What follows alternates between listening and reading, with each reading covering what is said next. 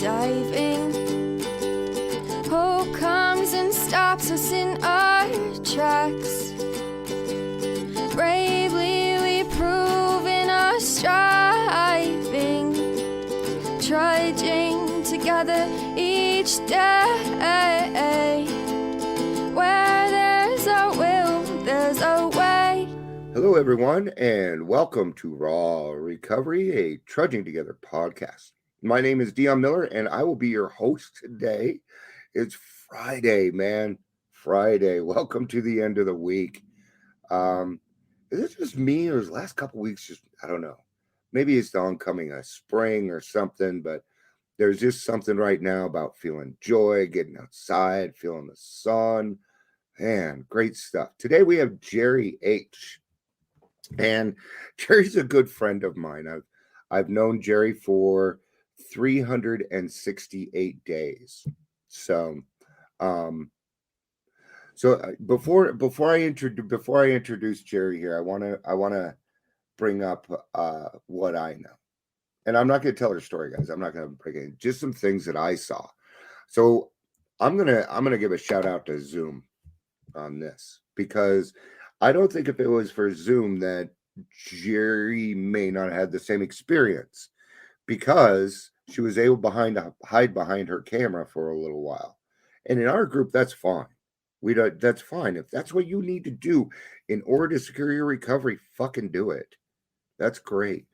And after a time, she started turning her camera on. Now she speaks. She does. So the 180 that I have seen Jeri make is just phenomenal. And the reason that I asked her to be on was kind of selfish, because I got to enjoy her sobriety during this. So I'm really looking forward to this. Jeri, thank you for taking your time and coming on, hon. I appreciate it. You're welcome. It's fantastic to have you on. As my listeners know, this is the part where I hand it on over to the speaker. And because this is not my show, it's not my podcast, it's whoever's speaking. So, Jeri, you are up. The show is yours. Why don't you tell us a little bit about yourself? Okay. As Dion said, I have 368 days today. And it's been a long year, but very fruitful. I am the daughter of 4 daughters, the youngest. Okay. And in my family, my parents didn't drink. Okay. But there was a lot of sexual, emotional, and neglect going on. Okay. My sisters were all so much older that it was like growing up as an only child in a very sick home with 2 sick people. How much older were they than you, if you don't mind me asking? My sister's 9.5 years older. Okay, that's a pretty big gap. Yeah. I mean, that's a full generational gap. Yeah. They were all married by the time I was 9. Okay. So, and I became an aunt at 11. Yeah. So, yeah. They got out of the house. 1 got married at 16. 2 got married at 17. And I was the old maid at 18. Okay. That's, wow. Okay. Yeah. I suffered long-term sexual abuse by my father and other family members. And it wasn't until by the time I was 14, I was anorexic and bulimic. Yeah. And it didn't get better. It got worse. I was in the hospital off and on with that. Okay. And I was trying to make straight A's through nursing school, through it all, and have a husband. And by the time I was 20, I had 2 kids. When I was about 21, when I was 18 was the first time I attempted suicide. And my husband was my best friend growing up.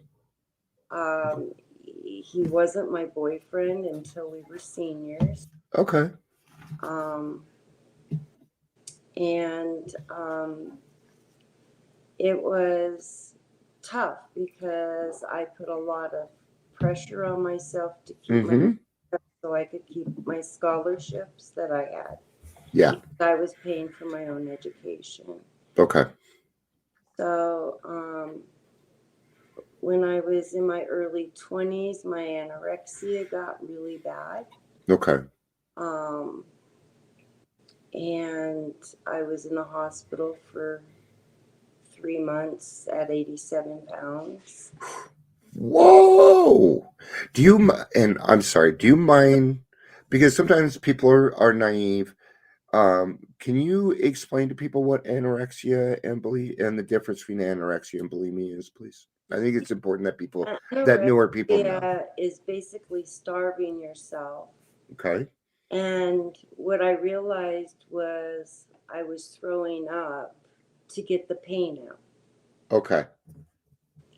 I had attempted to talk to my parents about different things, and they acted like I was crazy, which made me feel crazy. Yep. Like I said, I was pretty neglected. I pretty much did my own thing however I wanted, and given way too much freedom at a young age. Yeah. Okay. So I got married at 18, and by the time I went in the hospital with anorexia and bulimia, that was a long struggle. I had to stop nursing Yeah. in my last 6 months of nursing because I just was such at risk. Yeah. So I jumped back in a year later and graduated. Nice. My father got arrested up in Oregon visiting a niece. Good. Sorry. But he was let go, a slap Okay.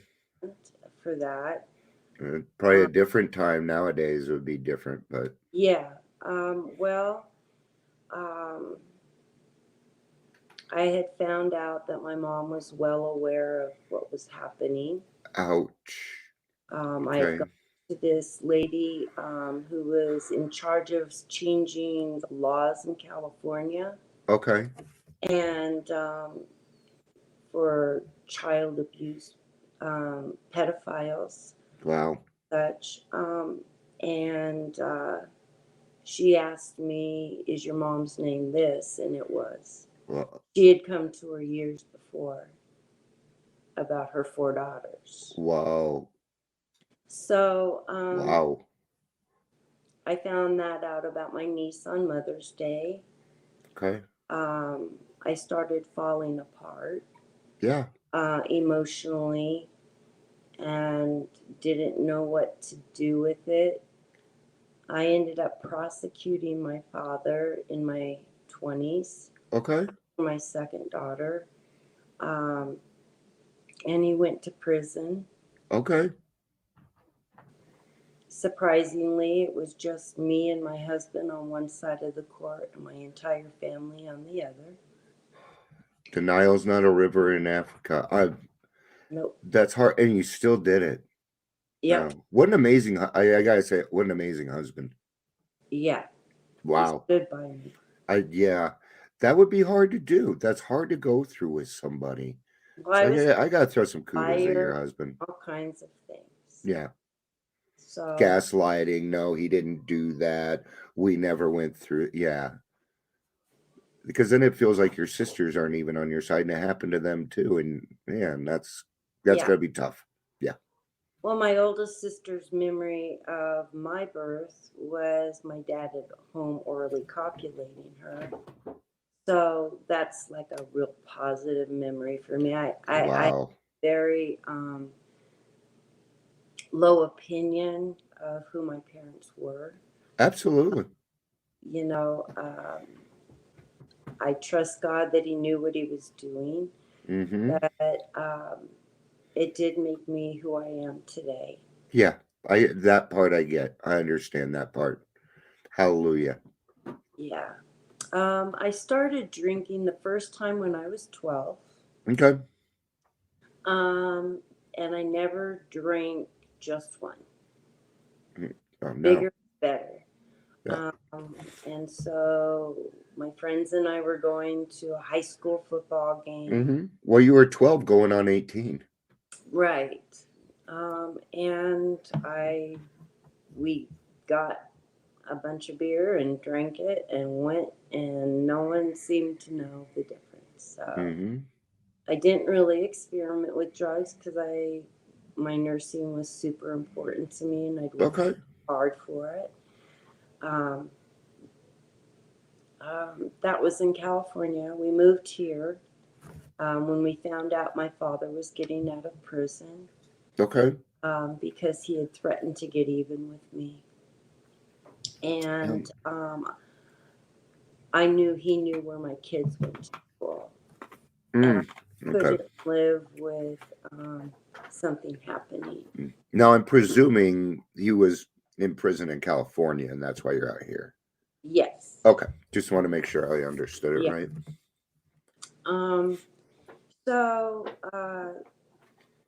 I didn't talk to my family for about 26 years. Okay. I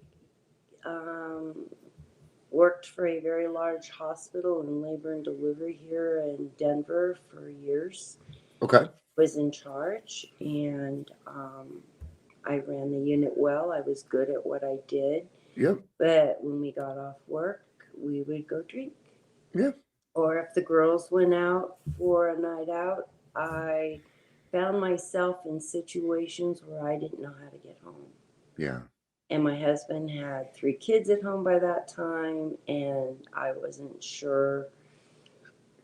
I would call him and he'd say, I can't come get you. The kids, I have to be here. Yeah. But I never drank just one, ever. Yeah. It was always binge drinking.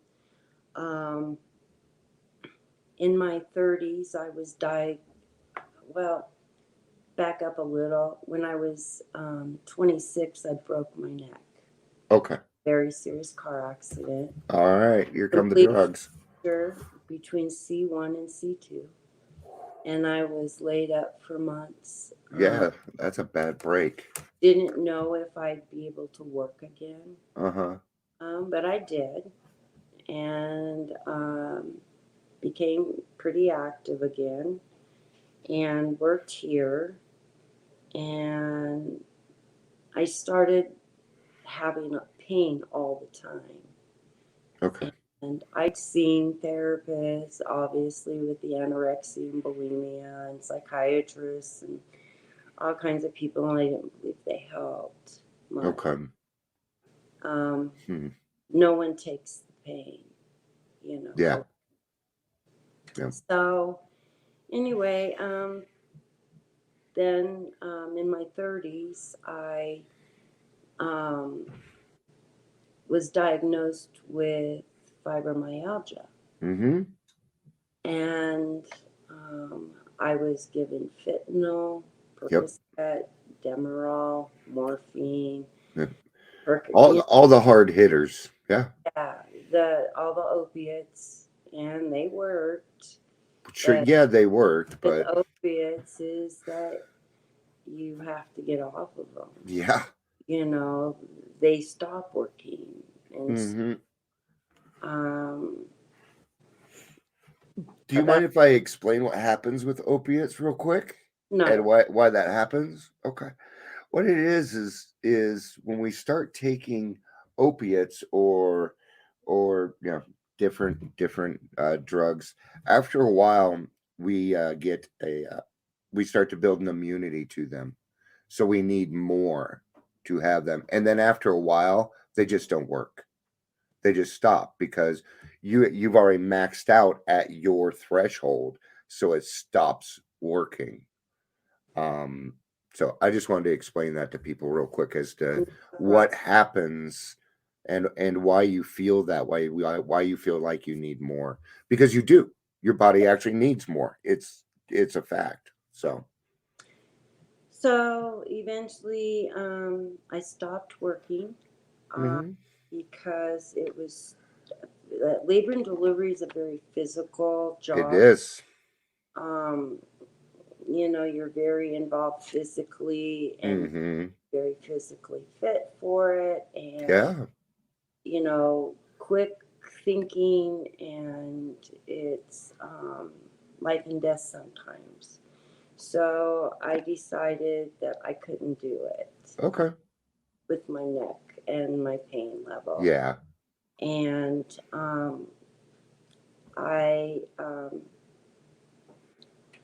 started drinking a little more after my youngest left the house.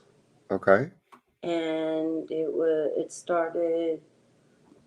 I never could have just one. My husband would say, "Can I hear you. you?" Yeah. Yeah. And I would promise and mean it, but it never Certainly. happened. The once I put the alcohol in, I had to have more and No. more and more. And people around me were telling me they thought I was an alcoholic. And I told them to stay out of my lane and leave me alone and let me do my thing. They can take care of them. And then in 2019, well, before that, actually, 7 years ago, Okay. wouldn't it be 2015? Yeah. I started falling all the time. Oh. The stairs. Yeah. I was on a trip with my sister in California. And we had, I had such a bad headache that so I knew something was wrong. Yeah. I started hallucinating, Mm-hmm. seeing things and hearing things that weren't there. And now I was still drinking, but this was different than being drunk even. Yeah, it's a psychosomatic kind of a thing. I went to It's my doctor and she said, let's do an MRI. By the time I was walking in, she said, your neck's a hot mess. Yep. And you need to see a neurosurgeon ASAP. Okay. So, of all things, I had 3 names. And I Okay. looked them up on the internet and I thought, I have no clue. She said, they're all really good. Well, one Okay. see me for a couple months. And I thought, I can't do this for a couple months. Yeah. My head was throbbing. Every day I was sick to my stomach from the head and I was falling constantly. Mm-hmm. And I didn't realize just how serious it had been. Okay. What had happened is I had an infection in my head. Oh. And all my hardware was in little tiny pieces, free floating. My brain Yeah. had never taken. And Wow. said, of all the doctors, I picked someone who's been on Oprah, on People magazine, and I thought his office said, let me have the doctor look at your MRI and I'll call you back. Okay. And within seconds, she called me back and said, he'll see you tomorrow. Wow. Oh my God. Wow. And That's so, not good. That's a yeah, he bad. started Sorry. doing all these neuro checks, and I couldn't walk a straight line. I couldn't do the finger on the nose thing. I couldn't move my arms together. They were separate. Yeah. And I started crying because I knew something was really wrong. Yeah. And he said, I can fix it, but we're going to have to fuse from C1 all the way to T4. And he left 4 and 5, so I have very little movement. Okay. But I still have movement and I'm stable. Yeah. So that was a long process, but that didn't stop me from continuing to drink. Okay. Well, Well, it had nothing to do with your drinking. Why would you associate it with it? You know? no. And I was pretty miserable and depressed because I Yeah. couldn't drive for months. Yep. I couldn't do things, and it was really frustrating for me. No. And then in 2018, my mom got cancer. Okay. And my oldest sister called me and said, please don't make me do this alone. Okay. And I said, well, I won't go over to their house by myself, but if you want to come, I'll help. Fair enough. And so from 2018 through half of 2019, my mom had cancer and was on hospice the entire time. Okay. And pretty miserable. During Yeah. that time, I utilized it to say what I needed to say to my parents and confront them. Okay. And after being called a liar by one of my sisters and my mother, and my oldest sister just looked at me like she wasn't sure, but she knows what had happened to her. Yeah. And my sister that was telling me it wasn't true we would hide under the bed when we were little. Okay. And she was 5 years older, and she would push me towards my father when he would come. So, it was kind of, I said, why would you do that if you didn't know what was going to happen? And yeah, she never had an answer for that. Yeah.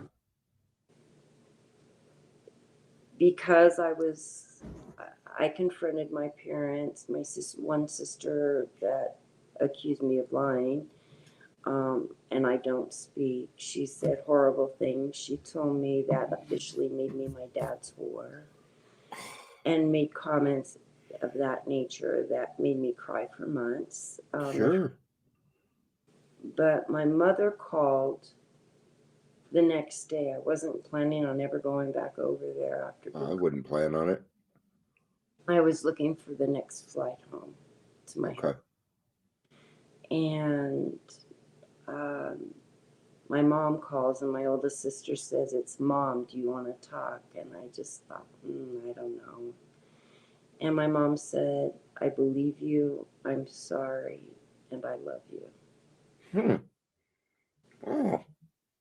She said, after talking to your dad, after you left. Okay. So I don't know if he admitted something to her, but he never acknowledged it to me, not once. Yeah. We were all four there toward the end, not at the very end. And he had every opportunity to apologize to his family because he ripped our family apart. Okay.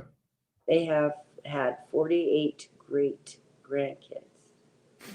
So between my sisters and I, we all are grandmothers and some great grandmas already. Yeah. I'll probably be a great grandfather. Yeah. 15, 16, Yeah. I had my kids pretty young too. So anyway, so during that whole time though, I was drinking heavier and heavier. Every time I went, every night I got drunk in between going to my parents. Every single night. I drank lots worse. And I was drinking about a large and a half bottles of wine. Okay. But I had started drinking whiskey when I was going to my sister's because her husband drank whiskey. Okay. So I started getting a taste for whiskey, and it was a lot faster. It was. And I call it the burn. Yeah, there's not many alcoholic beverages that I've ever turned away when I was drinking. Yeah, agree. It was most of my life. Yeah. So Even if it was gin, I'd still drink it. oh I don't care. Doesn't matter. It's alcohol, I'll drink it. I don't drink alcohol for the taste. No. My mom died in May, Okay. and I wasn't out there for that. I didn't go. I remember that. It was my No, I don't. one sister and my father that was with her. Okay. And my husband said, I don't think it's a good idea. Yeah. And I was feeling guilty and guilt-ridden that I should go, and why? Yeah. Why? And then 5 weeks later, my dad died. So I felt like lighter, just Okay. having them out of my life. Relief. Yes. Yeah. The drinking got lots worse. Yeah. And Yep. doing oxy, Vicodin, gabapentin, and because the gabapentin enhances the opiates, and so does the alcohol. I was drinking 2 pints of whiskey by that time. Yep. And a whole large bottle of wine every night. And I had no shame. I didn't care if I went to the same liquor store or not. I was getting my alcohol. Yeah, I never cared. Yeah, I don't care what they think. That I was that way too. I wasn't the kind of drunk that, I got to go to this one, then that one. No, I'd walk in, then have my shit on the counter. If it didn't work like that, then I go to a different liquor I store. was there to get. Yep. You don't question me. And some wine. Always mixed it, which is pretty gross. It is pretty gross. But after a certain point, I don't know that I really cared about it. It didn't matter about the taste. Well, yeah, you were in party mode because your parents had died. You were now allowed to be a child, which you never got in your life, and that's that's kind of what I'm seeing. Is you're like, parents are gone. Finally, I get to be a kid. Yeah. It was very surreal. Okay. When you're the next generation, if you will. Yeah. When your parents are gone. But, I know some people looked at me funny when I would just say, I'm glad they're gone. Yeah. They were people.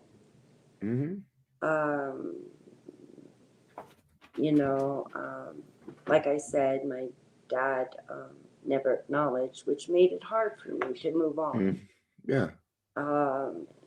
Just after they died, I went out there with my sisters and we emptied their house. Okay. And I found 2 letters that they had written 20 plus years ago to me.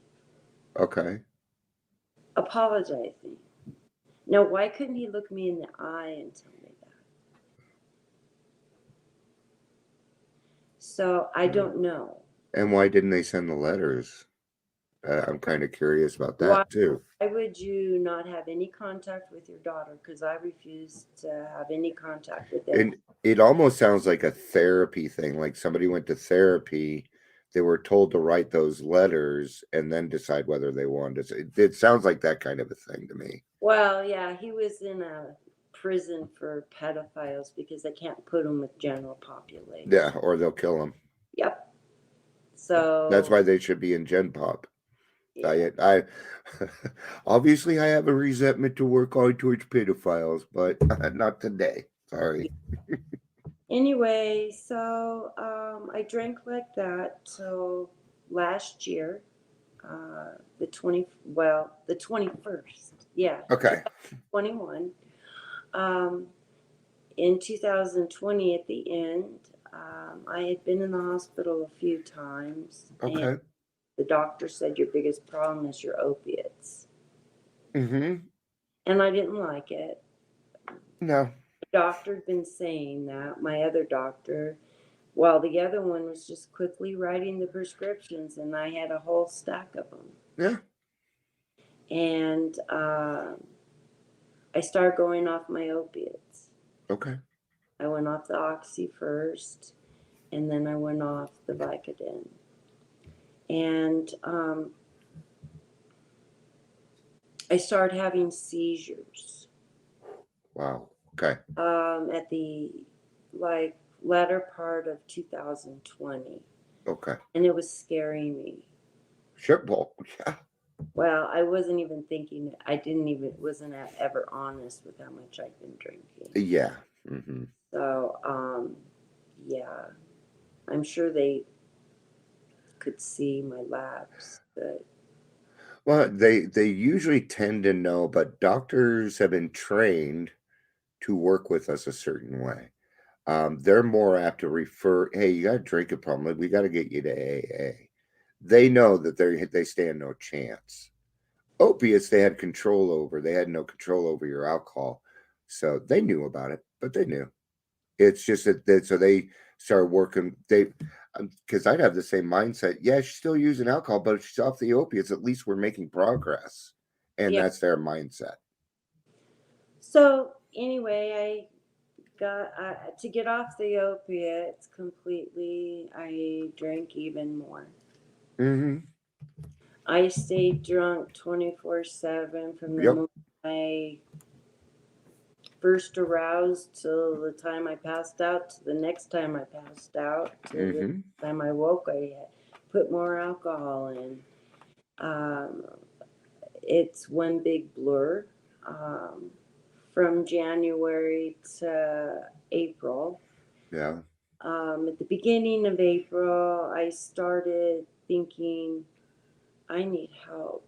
Okay. I just wanted to die. The more I drank, the more I just didn't want to be around because I wasn't living.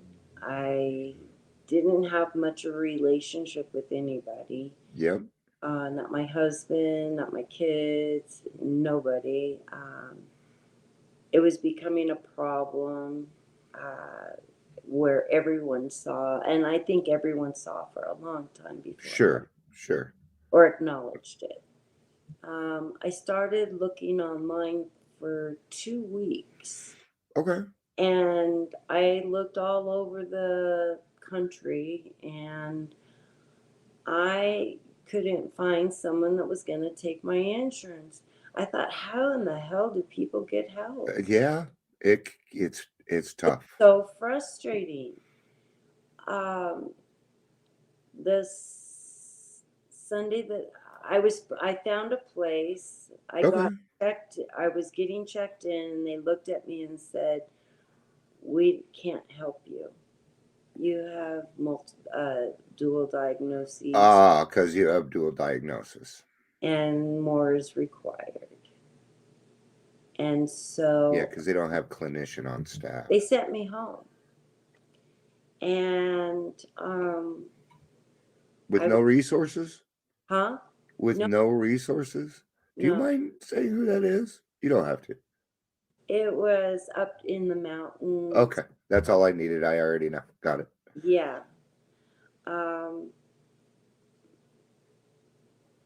Never said anything like that when I talked to them. So anyway, that Sunday, I called my insurance, and it was probably 7:00 at night. Okay. And I said, look, if you guys can't help me get somewhere tonight, I won't be here tomorrow. Yeah. That's the frank truth. Yeah, I'm done. And they called me back within minutes, and they said, this place can take you. Mm-hmm.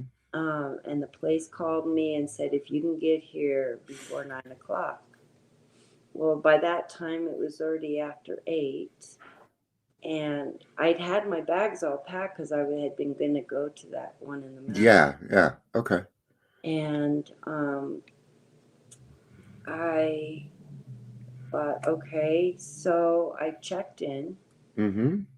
and I thought, what the hell have I done?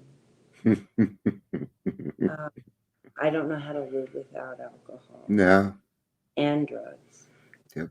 You know, the opiates were hard, but the alcohol was It was the master. yes, Yeah. it was my main drug of choice. Because I had a lot of control over how it made me feel. Drink Mm-hmm. as I wanted, as slow as I wanted, which would never happen. Because bigger is better, always. I was in the hospital for about 10 days in the Shake Shack. Okay. Any memory of it at Mm-hmm. all. They said that I couldn't walk Yep. without being led by the hand. I hadn't combed my hair or showered for days. Mm-hmm. When I finally came out after that and had taken a shower, no one in the place recognized me. So I have no idea what I look like. It doesn't really matter, Yeah. but I was a mess. I ended up staying there from April through the beginning of June. Okay. Um, and I went from there. I had decided if I was going to do this, I wanted to do it. I didn't know if my husband was going to hang in there or not. Okay. He was pretty done. Yeah. He'd have to check me at night to see if I was still breathing all the time. You know, Yeah. I was seizing and he'd had to call the ambulance because I was unconscious. And Yep. yeah, We put our spouses through some scary stuff, man. yeah, and We it do. scared him, and he was Sure. getting done, and he was tired of being lonely. Yeah. You know, I'd isolated from everything, and went from there to sober living. Okay. Um, was afraid to come home to the environment of being able to buy alcohol. Okay. That Or makes sense because you don't trust yourself yet. It makes perfect sense to me. Yeah. no, I didn't trust myself at all. I Nope. knew that I would do whatever it took to get In that. in the beginning, when I would leave the house, I would take $2.10 with me. One for a cup of coffee and one for the basket. Otherwise, I didn't have money. Nope. Got any money? Nope. We need a cigarette? Got those. While at sober living, I started going. It was over in Aurora, Okay. too, and I started going to the Buckley Club, and I met my sponsor there. Okay.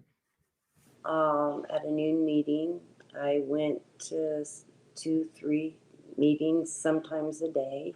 Okay. Um, I dropped out of IOP.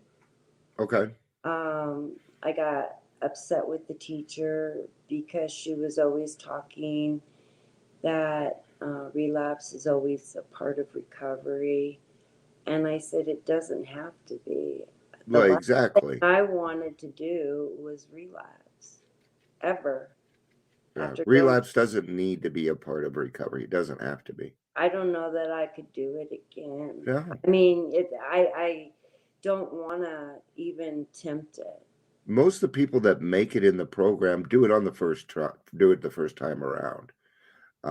The percentage of people that go out and come back is something indifferent, but um, yeah, your bottom's your bottom. And I'm tired of hearing people say your bottom wasn't low enough. Your bottom isn't now, especially from normies. Yeah. So I was in sober living till the end of August, Okay. and I got out and I found my home group online. I met Dion and a lot of other people that had sobriety time that were patient and guiding and helpful. And um, I was only home a week when I was going on a trip with my sisters, and Mm-hmm. I had to tell them, please don't drink. The one that got me started drinking whiskey, I asked if they're gonna drink to keep it in their room away from Mm-hmm. me, not put it in the fridge or anything, because I was Yeah. still scared. Impulse. Yep. Yep, that I would just take a sip. And slowly but surely, I worked my steps Mm-hmm. and tried to be completely honest and willing and open minded. Yeah. You know, those are the tools that you really need to follow the directions in the book. Yeah. And I was making it way too hard because it all seemed complicated. Yeah. It does. When I first got out, I still was having problems formulating sentences. Mm-hmm.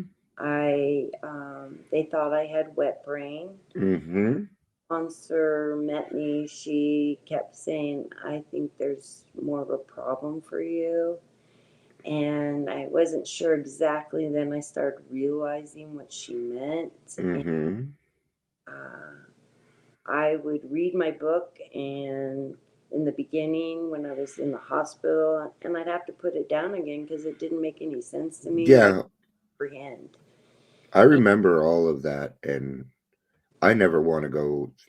I don't remember the first couple weeks of my sobriety. I don't. Um, People had to care for me. Yep. That's what we're talking about is going down so far that you're not even a human being. You're just a walking piece of flesh. Yeah, you're just existing. You're not really living at all. Yeah. There's no living going on at And all. it's freaking lonely, man. It sucks. Yeah, but things started clicking for me, Uh-huh. and I start since the beginning of this year alone, I've probably gone through the big 165 pages about 6 times, Sure. and done the book study online, and done my steps, and I just feel like a whole new person. Mm-hmm. You know, my whole attitude, outlook is different. I lost the desire to drink at about 6 and 7. Mm-hmm. 6 and 7 is when I realized, oh my gosh, I don't want to have it. I don't crave it. I don't miss it. Nothing. I mean, it felt so foreign to me because I thought that feeling was never going to go away. Yep. And when, you know, the old timers would say, oh, wait till your miracle happens, stay around. And it's like, there ain't no miracles in this girl's life. It's only bad things that happen. So I was pretty negative. But Okay. anyway, that's kind of my story. And I'm thankful for AA and being sober today. It's I'm full fantastic. second year. That's it. I know you're pretty excited about your second year. Couple of questions. I take it you're still with your husband. Yes, How's that going? good. We've been married 42 years. Wow. That's so cool. 43 year. We have 15 grandchildren. Our oldest Wow. 20 and the youngest is 5. Yeah. 3 married daughters, and he and I have our relationship is 100% different. I'm going to tell you, I'm so glad to hear that because when you talk about your husband, your eyes light up. You're in love with that man, and he went through a lot with you. So I'm glad to hear that you guys stuck together. I'm so happy for that. Well, when I asked him if he was going to stay with me when I was in rehab, he said, I've been here all these years. Why would I leave? Yeah. No. Yeah. I have the same kind of a wife. She told me, Dion, I love you. I know what you're like when you're sober. I'm going to stick around till I get him back. Yeah. So yeah, it's a whole different life now for us. He goes to Al-Anon. He Oh, started going to Al-Anon when I was in rehab. yay, Al-Anon. I Yeah, love he goes Al-Anon. to an all-men's meeting, Oh, even and better. yeah, he really enjoys it. And it took him a few to find the right mix for him, Sure. but he looks forward to his meetings. Sometimes he'll hit 2 a week. Yeah. But Well, it's a family disease and they're just as sick as us, and they need to realize that this way of life we think will work for anybody. I love Al-Anon because it teaches us how to deal with us. yeah, I double dipped for a little while. I need to figure out boundaries. And we don't really cover that stuff in AA. And their boundaries are a little bit tougher, and I kind of need that. So, yeah. So I yay, think Al-Anon. good. Yeah, I think it's good to, for him. He, Mm-hmm. he learned to take care of himself and stay out of. Yay. He's not responsible for Jeri, whether she How drinks or how does. free for both of you. How Yes, freeing is that? 100%. That's so cool. You guys probably have a totally different relationship today. Well, yeah, we enjoy being together. Yeah. I don't think we've laughed so much and enjoyed each other so much for years since we were first married. Love it. Love it. It's to me, AA and working those steps changes you. It gives you that personality change, a spiritual experience. Mm-hmm. You have a better relationship with your higher power, with your the people around you. Still working on my relationships with my girls. Certainly. Yeah.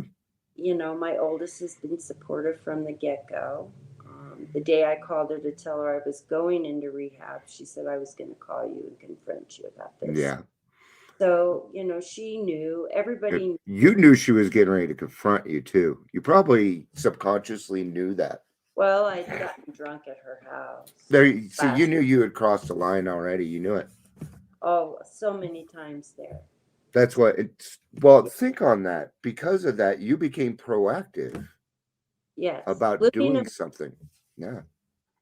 Repeat And I'm that. still doing that with my youngest. Okay. She's looking for more time, I think, but Yeah.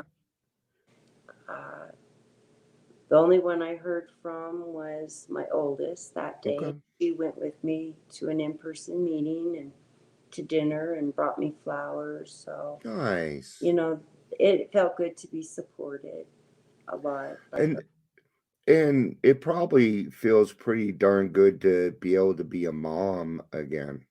To be, if your kids call you, you're there now. That's one of my greatest joys. They never call me for anything, but when they do, which is usually it's when never, they but need something. exactly. But now I can be there for them, and it's okay. That's my job, to be there for them to need stuff. That's okay. But, you know, when you raise them to be independent, I yeah, did, and that's exactly what they are. if I don't Yeah. hear from them for a couple weeks, there's two that I don't hear from for about 2 weeks, and then I hear from them, and Yeah. so I call them and say, "How are you doing? I just want to say I love you, and Yeah. you know, Not just keep not reaching." e- yeah, not every that's what I found with my kids. My kids don't want to have deep conversations with me. They just want me to be happy. And not everybody in your family wants to constantly hear about alcohol. That's it too, right? And yeah, even with my wife, I ask her, I'm like, you probably get sick of hearing me run my mouth all the time. She's like, no, but she's lying to me. So, Jeri, thank you so much for coming on. I really enjoyed this. We were going to do this a few days ago, but we were both not feeling well. But everything happens in God's world for a reason. It was supposed to happen today. Um, so thank you for taking your time and coming on. It For was having beautiful. your show, and I hope it helps one person Yeah. realize that there is hope out there. And Stay from time. from myself and everybody at Trudging Together, I want to thank you for your support that you've, because Jeri supported us in other ways also, and Trudging Together wants to thank you for that. So, all right, for my listeners, I don't know if you caught it, but somebody kept themselves very, very accountable in the beginning of their sobriety there, if you were listening there. And that really comes down to it. If you are newer in sobriety, you've got to keep yourself accountable. You do that by getting a sponsor. You do that by not carrying cash. That means if you leave the house, you tell people where you are going. That's what that means. Everybody does it, and you're not exempt. Go to the same home meetings, go to the same groups, so that if you don't show up, people wonder where you are, right? But keep yourself accountable. Thank you, everybody, for being here. This has been a Raw Recovery. This is Raw Recovery, a Trudging Together podcast. Love you guys. Peace out and have a day. Bye.